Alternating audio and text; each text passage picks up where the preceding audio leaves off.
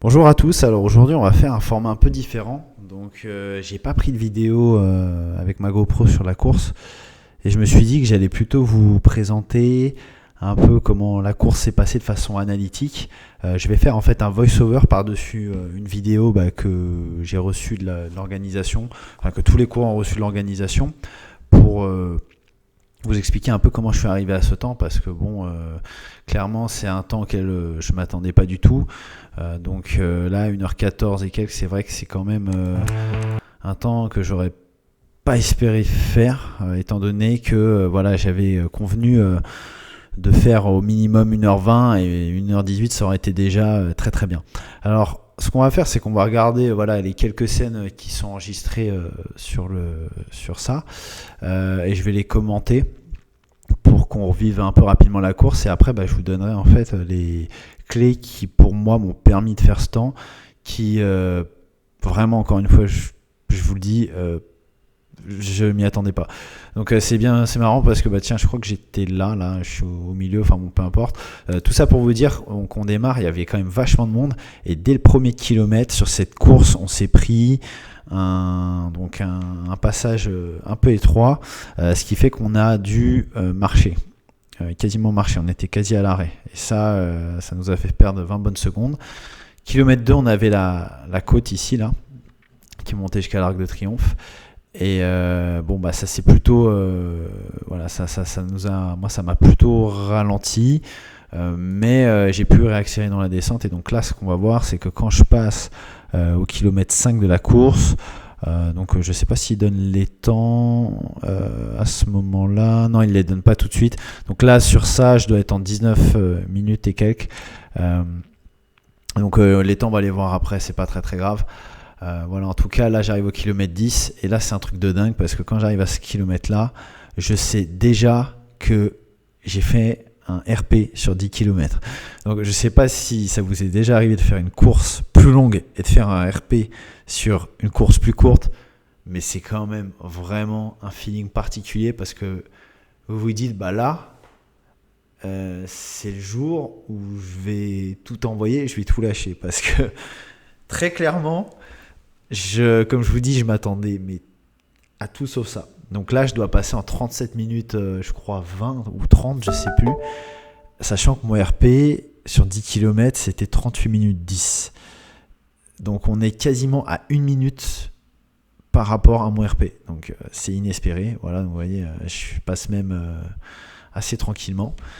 Donc là, après, on est entré dans la deuxième partie de la course ici. Et là ça commençait un peu à être long, donc on avait plusieurs remontées comme ça dans les sorties du tunnel et c'est vrai que ça casse les jambes. Donc petite astuce simple vu que j'y pense, quand vous grimpez comme ça une sortie de tunnel, n'hésitez pas à souffler super fort. Pourquoi ? Parce que la montée ça casse les pattes et du coup mentalement ça peut vous casser aussi. Et le fait de souffler fort, ça vous aide à pas vous concentrer sur la douleur, à mieux oxygéner du coup les muscles et vous pouvez bombarder beaucoup plus en sortie. Et surtout, vous vous épuisez pas psychologiquement. Parce que kilomètre 15, ça commence à être un peu la guerre dans notre tête, autant donc mentalement que physiquement. Donc très très important de maîtriser ça. Donc là, je ne sais plus en combien je passe, mais je crois que j'étais en 3,43 de moyenne. De toute façon, il y a les résultats à la fin. Non, je me sens plutôt bien et j'ai encore du jus. Donc là, je vais continuer jusqu'à la fin, jusqu'au sprint final, où j'arrive à faire, je crois, les 3 derniers kilomètres en 3,35 ou 3,37 plutôt. 3,37, ce qui est inespéré, descend sous 3,40. Pour quelqu'un qui faisait 38 minutes au 10 km, je vous laisse imaginer. C'est moins de 3,40, on est sur autour de 36 minutes, je crois, au 10 km, quoi. Voilà, là la course se termine, vous voyez, là j'étais à balle. Là j'ai essayé de sprinter, mais j'arrivais même pas. Là, on voit mes mouvements sont complètement saccadés. J'arrive à peine à sprinter. J'avais les jambes en feu, quoi. Donc voilà, là je grimace en arrivant, bref. Et surtout, ce qui est génial, c'est que je passe, je crois, en 1h14, 59 secondes sous la banderole. Donc ça, c'est en temps officiel, en temps réel, je crois que c'est 1h14, 25 secondes.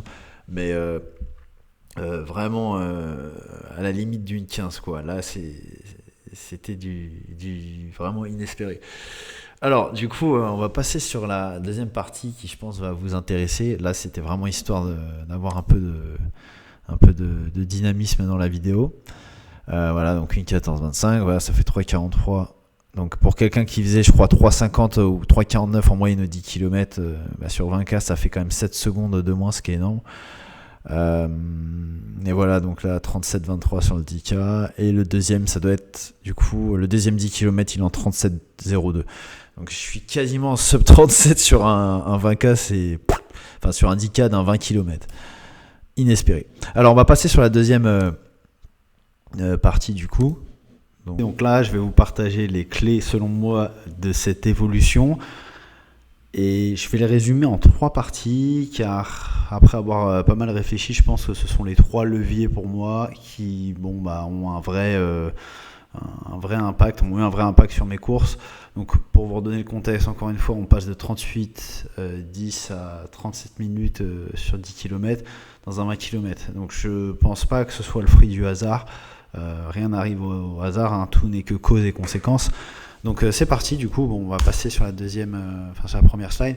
En fait, la première chose, c'est la façon dont je me suis entraîné, qui je pense a un peu changé. Alors, en fait, 2 semaines avant la course, j'ai quand même fait pas mal de vitesse. Donc, ma première course que j'ai faite, c'était Paris-Versailles, donc 2 semaines avant, donc qui m'a permis en fait quand même de faire quelque part. Pour moi, c'est un peu comme un fractionné, c'est-à-dire que donc si on exclut la partie où il y a de la montée, c'est quand même des allures où j'ai tourné entre 3,40 et 3,55. Donc je considère comme un entraînement. J'ai aussi fait, je crois, 3 jours après Paris-Versailles, un 8 km, un 8 fois 1 km, à peu près 3,41. Donc on est sur des allures entre 85 et 90%, je crois, de ma VMA. C'était ça à ce moment-là. Après, un 16 x 200, un 10 x 500 sur tapis. Donc je vous précise à peu près les pourcentages de VMA. Et voilà, ça, c'est vrai que j'ai un peu concentré le tout, puisque j'avais que 2 semaines avant le 20 km. Et ça m'a fait, je crois, du coup, ces 4 entraînements en 10, peut-être 11 jours, quelque chose comme ça, 10-11 jours. Donc c'était un peu concentré, mais entre chaque séance, il y avait systématiquement un run de récupération ou du repos, ou les deux. Je laisse toujours 72 heures entre chaque run où il y a de la vitesse. Là, je crois juste que j'avais fait une exception pour le 16 x 200, mais sinon, systématiquement, je laisse 3 jours. Je sens que ça me permet de bien récupérer et d'éviter toute blessure potentielle. Voilà, donc ça, je vous le recommande. Pour ma part, ça fonctionne plutôt bien. Mais après, bien sûr, il y a des runs en endurance fondamentale qui sont entre 10 et 15. Je pense que c'est pas nécessaire de monter à 15, mais ça n'empêche que personnellement, je sens que le fait de faire des runs donc de plus d'une heure, parfois jusqu'à 1h20, voire 1h30, ça m'aide justement à tenir des distances, typiquement 20 km. Et j'ai pas eu de problème d'endurance. Même si ça devenait dur à la fin, musculairement, je sens que je tiens mieux. Donc, n'hésitez pas quand même des fois à allonger un peu les runs, hein, parce que sinon ça peut devenir compliqué sur un semi ou un 20K pour vraiment encaisser. Mais bon, en général, on tient quand même, parce que je trouve que les semis ou les 20K, c'est de la résistance allongée, quoi. On n'est pas sur l'endurance, clairement. Juste pour info, j'avais aussi fait donc un marathon de 3 semaines avant. Donc voilà, tout ça pour vous dire que c'est quand même possible de faire des temps et d'enchaîner les compétitions, mais il faut quand même savoir comment s'y prendre. C'est-à-dire que faut s'écouter, c'est très important de s'écouter et de se connaître. Et on ne peut que se connaître en se poussant et en se testant. Il n'y a pas vraiment de magie à ce niveau-là. C'est votre expérience et votre répétition du processus qui fait que vous allez capitaliser dessus. Voilà. Donc moi, j'ai pu capitaliser aussi sur l'endurance des entraînements précédents, en août et en septembre. Donc je pense pas qu'il y ait vraiment d'autres aspects là-dessus. Là, du coup, on va passer à la partie qui, pour moi, joue beaucoup, c'est l'affûtage. Alors, j'étais pas un grand fan de l'affûtage, mais je dois quand même reconnaître que, en fait, il y a un truc qui se passe dans l'affûtage qui, pour moi, au-delà de la forme physique, est primordial. C'est ça. C'est réduire les séances, doit vous donner les crocs. Moi, les deux dernières courses, que ce soit Paris-Versailles ou le 20 km de Paris, systématiquement, quand j'étais en course, j'avais faim. Et quand je vous dis faim, c'est cette attitude de vouloir croquer, attaquer la course. Vous avez envie vraiment de vous défouler, de vous défoncer, vous appelez ça comme vous voulez. Mais ce truc-là, quand vous l'avez, c'est un peu ce, comme on dirait en anglais, genre ce burning desire, ce désir ardent, ce feu intérieur qui va vous permettre d'aller chercher beaucoup plus loin. Avoir faim, c'est primordial pour moi. Quand on veut faire un RP, c'est vraiment l'étincelle, c'est l'énergie en plus, c'est la niaque, c'est la rage. Quand vous savez la déclencher, c'est surpuissant. Voilà, donc du coup, d'un point de vue entraînement, je ne l'ai pas mis dans la slide avant parce que pour moi, c'est un peu à part l'affûtage. Là, il y en a un, c'est la veille. Moi, je trouve vraiment que courir un peu la veille, ça marche très très bien. En fait, j'ai quasi pas besoin même de m'échauffer le jour J de la course. Je vais juste faire des petites montées de genoux, tourner les chevilles. Je vous dis pas de pas vous échauffer, hein, qu'on s'entende. Je vous dis juste que pour moi, j'ai constaté que mon échauffement il peut être très léger le jour de la course et ça me pose pas forcément de problème pour démarrer quand j'ai fait un bon training la veille. Voilà, donc c'est autour de 20 minutes avec 5-6 accélérations. Ça, je pense que c'est assez classique. Mais ce qui est important surtout, c'est le fait de laisser de l'espace entre ce warm-up la veille de la course et les entraînements que vous avez dans la semaine. Donc par exemple, là pour ma part, j'avais fait le lundi mon dernier fractionné. J'ai fait un run, je crois, le jeudi et un run, donc le warm-up le samedi. Et honnêtement, quand vous arrivez le jour de la course, quand vous allez courir, en fait, il y a ce feeling de faim, d'avoir envie de vraiment cavaler, quoi. Voilà, donc ça, très efficace pour ma part. Après, dans l'intra-course, ce qui a beaucoup changé pour moi, c'est que, donc je l'ai mis ici, mais bon, j'ai changé de chaussures, et là, vous voyez, donc je suis là, j'ai mis un débardeur, donc j'ai des mouvements un peu plus amples, mais consciemment, tout le long de la course, je suis concentré sur ma foulée et sur l'utilisation des bras. Je pense que c'est quelque chose qui est vraiment sous-coté. En fait, quand vous avez consciemment votre esprit sur votre foulée et sur le fait d'avoir un mouvement de balancier le plus ample possible, ça vous aide à maintenir des allures beaucoup plus élevées et à être à l'aise. Parce que il y a quand même un truc, c'est que quand vous balancez pas suffisamment vos bras quand vous courez, en fait, les hanches elles suivent moins et du coup, vous pouvez moins allonger votre foulée. Donc peut-être que ça va en parler à beaucoup d'entre vous. Moi, c'est pas quelque chose que je faisais consciemment avant. Je le faisais, mais le fait de le faire consciemment m'aide énormément à allonger la foulée et à maintenir une allure plus élevée, plus longtemps. Les bras, c'est super important, hein, c'est tout le corps qui doit bouger. N'oubliez pas que la puissance vient du sol et il faut la transmettre dans tout le corps, quoi. Après, je pense que c'est à peu près tout sur ce point-là, sur l'affûtage. Mais j'insiste sur ça. Quand vous avez faim pour une course, ça change tout. L'aspect mental, alors ça, c'est aussi une clé. Et je pense que dans la sphère du running en France, peut-être globalement dans toute la sphère du running, on n'en parle pas trop, mais enfin pas beaucoup, pas tant que ça, je trouve, alors que c'est primordial.